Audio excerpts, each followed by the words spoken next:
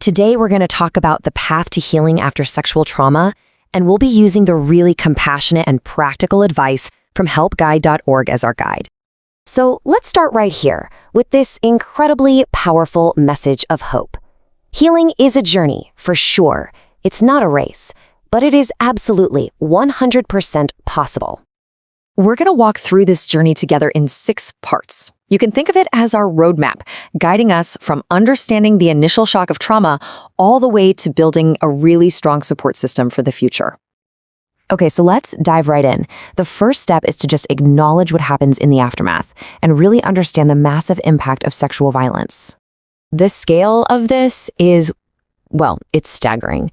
And I know seeing a number like that can be really tough, but it's so important to see because it means that if this has happened to you, you are not in any way alone in this experience.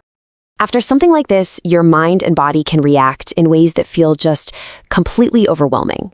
But what's so important to remember is that these feelings, the fear, the shame, the anxiety, these are all totally normal reactions to a completely abnormal event.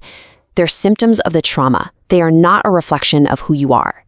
So you might be wondering, why does the feeling of trauma seem to just linger so persistently in the body? Well, the answer is actually in our biology. It's in a survival system that's designed to protect us, but can sometimes get, stuck. You see, our bodies are incredibly resilient. In any normal stressful situation, our nervous system kicks into gear, helps us deal with the threat, and then it naturally returns to a state of calm and rest. And this right here, this is the core of what trauma does. The shock is so great that it can stop your nervous system from getting that all-clear signal. It's kind of like a smoke alarm that's stuck ringing long after the fire is out, leaving you in this constant state of high alert. So what happens when that internal alarm is always on? Well, it can show up in a ton of different ways. It can mess with your emotions, your thoughts, your ability to focus. It can even cause real physical pain. It's just your body's way of saying it's still trying to figure out what in the world just happened. Okay, this next part is absolutely critical. A huge part of healing is tearing down the awful, harmful myths that surround sexual assault. These myths just create shame and put the blame in the wrong place, so let's tackle them head on. Let's be crystal clear about the freeze response. It is a natural, involuntary survival reaction. It's not a choice. Your brain basically hits the emergency brake to protect you. It is not a sign of consent or weakness. This one is so dangerous and just plain wrong. The responsibility for an assault lies 100% with the person who commits it, period. Blaming a victim for what they were wearing or how they were acting is never, ever okay. And let's be very clear about this too. Consent is not a one-time contract. It has to be freely and enthusiastically given every single time, no matter what your relationship history is. Anything less than that is a violation. So, now that we've hopefully busted some of those damaging myths, let's talk about the first active steps you can start to take on your own path to recovery. Staying silent can make you feel even more isolated.